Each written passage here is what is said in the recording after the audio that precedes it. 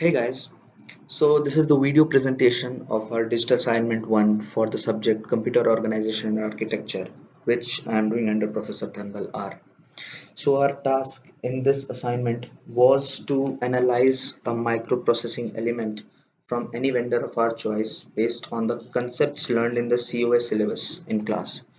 So I selected MSP 430 FR6005 for this, which is an ultrasonic sensing microcontroller mainly used in water sensing applications. Now, the first question was to draw the clear block diagram of the microprocessor or microcontroller selected.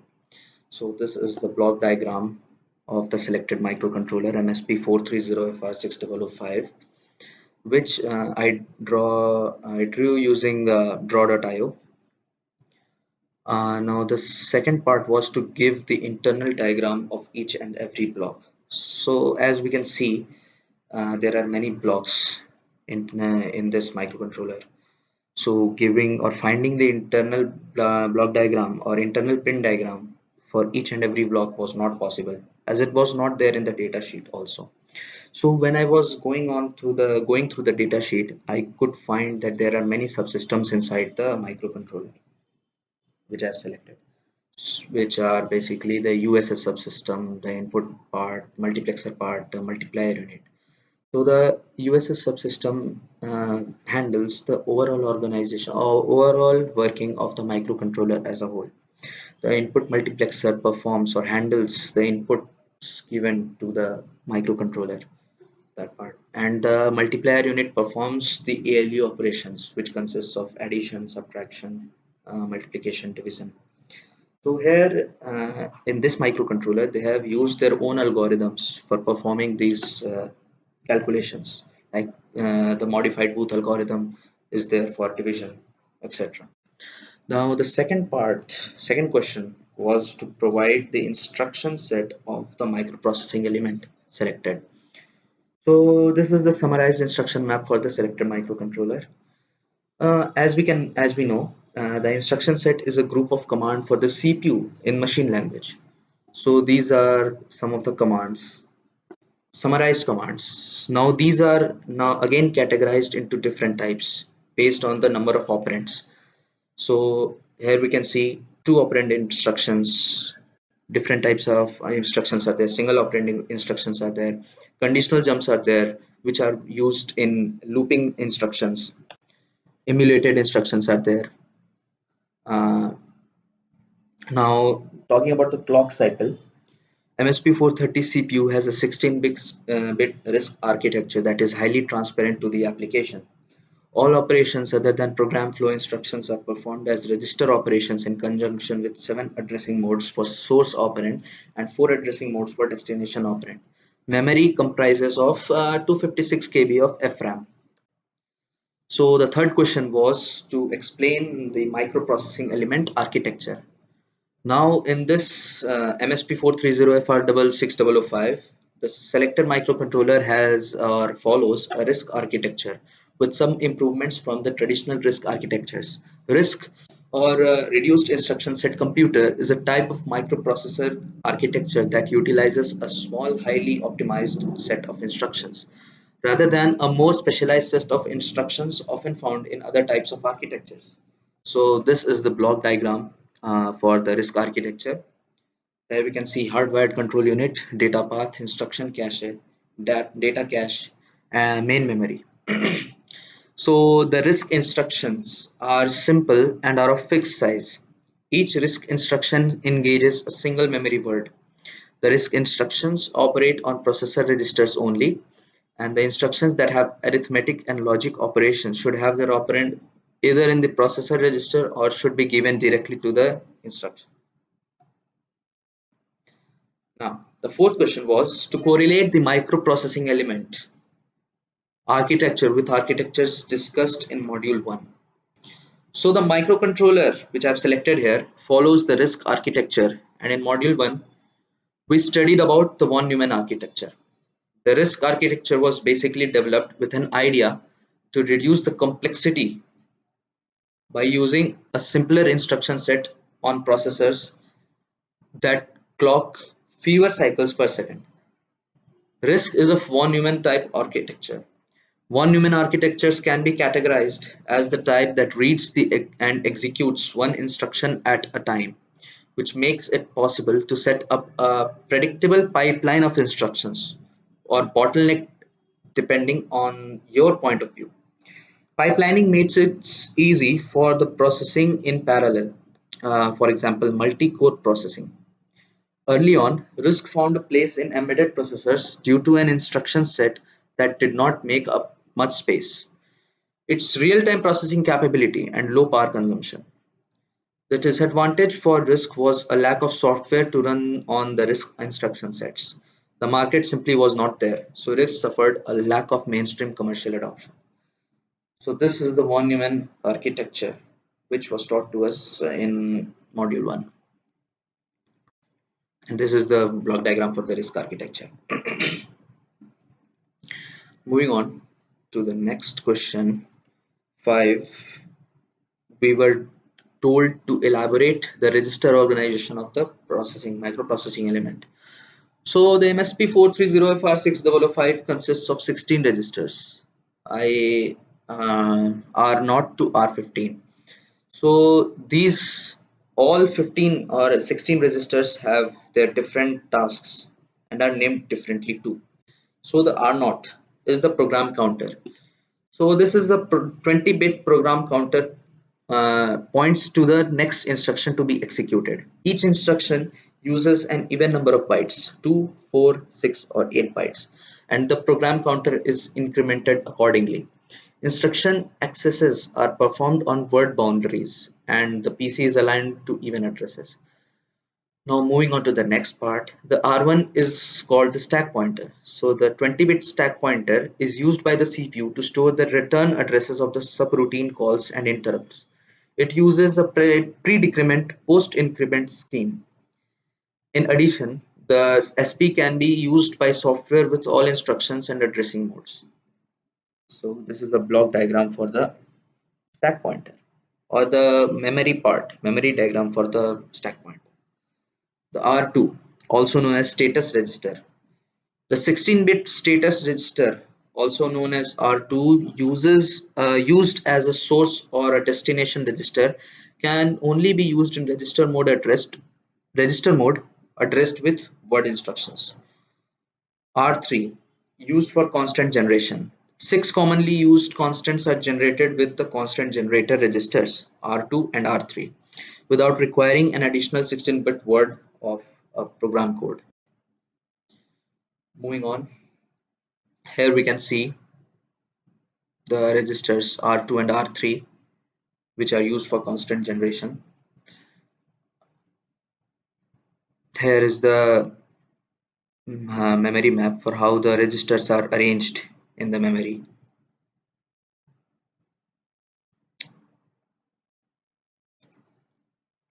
Now moving on to the next question, explain the type of algorithm used for signed or unsigned calculations. The microcontroller uses a 32-bit hardware multiplier, which is a peripheral and not a part of the CPU. So this device can perform unsigned multiply, signed multiply, unsigned multiplication accumulate, signed multiplication accumulate, 8-bit, 16-bit, 24-bit and 32-bit operands, saturation, fractional numbers, 8-bit and 16-bit operation compatible with 16-bit hardware multiplier, and 8-bit and 24-bit multiplications without requiring a sign extend instruction. So the calculation algorithms used here are the for unsigned multiplication. The two operands written to operand registers 1 and 2 are treated as unsigned numbers in the range 00000H, which is the smallest number, to 0FFFFH, which is the largest number. So the maximum possible result is obtained with input operands FFFFH and 0FFFFH, which gives the output as 0FFFE001H. No carry is possible and the sum next register always contains 0. So the signed multiplication, moving on to the signed multiplication, the two operands written to operand registers 1 and 2 are traced as signed 2's complement numbers. often in the range 08000H. Most negative number is -32768 in decimal, 207FFFH, which is the most positive number, 32,767 in decimal. Subnext register contains the extended sign of the calculated result. Subnext is equal to 00000H shows that the result is positive. Subnext, if the subnext is 0FFFFH, which shows the result is negative. Multiply and accumulate. So the two operands returned to operand registers 1 and 2 are treated as an unsigned numbers, 0H to 0FFFFH. The maximum possible result is obtained with input operands 0FFFFH and 0FFFFH, which gives the output as 0FFFE001H. So this result is added to the previous contents of the two sum registers, some low and some low and some high. If a carry occurs during this operation, the sum next register contains 1. Otherwise, it is cleared. Sum next is equal to 00000H shows that no carry occurred during the accumulation, and the sum next is equal to 00001H shows that a carry occurred during the accumulation. So this is the flow chart for the multiplication algorithm used here. So all these flowcharts were created by me in draw.io, and the files, the draw.io files, the PNG files and the EPS files are shared in the Google Drive link in the Gmail. Now moving on to the next question. The next question was to find what type of the control logic unit and correlate its performance with the type of control unit in module 3 in COS syllabus. The performance is better than the ones we learnt in the modules 3, as here the peripherals can be disabled to save power and increase efficiency. The operations of the different MSP430 members are controlled mainly with the info stored in special function registers (SFRs). The different bits in the SFRs enable interrupts, support the software on the status of interrupt flags, and define the operating modes of the peripherals. Peripherals that are disabled stop their functional operation to reduce the current consumption. All data is stored in the modules register are retained. Now, moving on to the next question. Next question was to explain the memory management system in the microprocessing element selected, and listing is addressing capabilities, memory mapping techniques followed, and finding the advantage of memory design and management techniques over the concepts in the module 4 in syllabus. So, the microcontroller unit can logically divide the main memory into 3 segments. The size of each segment is defined by setting the borders between adjacent segments. To configure the 3 segments, a lower border B1 and a higher border B2 are positioned by the control register bits MSPU SEG B1 15 to 0 and MPU SEG B2 15 to 0 respectively in the MPU SEG BX registers. The position of both borders is limited to the 16 most significant bits of the memory address space, 20 bit, which is the 20 bit address space. The beginning of segment 1 is the lowest available address for the main memory as defined in the device specific datasheet. The lower border B1 defines the end of segment 1 and beginning of the segment 2. The higher border B2 defines the end of segment 2 and beginning of the segment 3. The end of segment 3 is the highest main memory address as defined in the device specific datasheet. So for example, the devices with up to 64 KB of FRAM, the highest memory address is 013FFFH. Segment 2 includes the address defined by lower border B1 but includes the higher border B2. The address bus, or also known as memory address bus, is analyzed by the MPU using 16 most significant bits along with their current border settings. And the segment border register organization is shown here in this diagram. Now moving on to the info memory. The information memory is a partition of memory that has 512 bytes in size. The info memory can be used to store the application specific info, or it can be used for executable code. It is located at address 01800H to 019FFH. The IP encapsulation segment. The microprocessor or microprocessing unit can control or protect an address range in the main memory from unconditional external access. The size of the segment is defined by setting the upper and lower border of this segment. To configure the segments, a lower IBL border and a higher IBH border are positioned by control register bits respectively in the MPU IP SEGBX register. The position of both borders follow the same mechanism as described in for the main segments. So this block diagram here shows the segmentation of the main memory. And here we can see the summarized memory organization table, which shows different sizes for different parts of the microprocessor or microcontroller. So the memory FRAM, which consists of main interrupt vectors and signatures, consists of 128 KB, and this shows the where till where from where to where the address memory location is shown here. Likewise 4 KB for system RAM, etc. shown here. So the next question was to elaborate the pipeline and parallel processing capabilities of the unit and hazard management technique. So the RISC type architecture of the CPU is based on a short instruction set which consists of 27 instructions interconnected by a three-stage instruction pipeline for instruction decoding. The pipeline is a mechanism of the mechanism a RISC processor uses to execute instructions. Using a pipeline speeds up the executions by fetching the next instruction while other instructions are being decoded and executed. RISC machines are designed to keep the pipeline busy. CISC machines may display a wide variation in instruction timing, but the pipelined RISC machines typically have more regular timing characteristics. More instructions that we don't have to pipeline hazard display the same latency. So the steps which are followed in a three-stage pipelining are fetch, which loads an instruction from the memory, decode, identifies the instruction to be executed, and execute, processes the instruction and writes the result back to the register. So here we can see the three-stage pipeline, various types of hazards.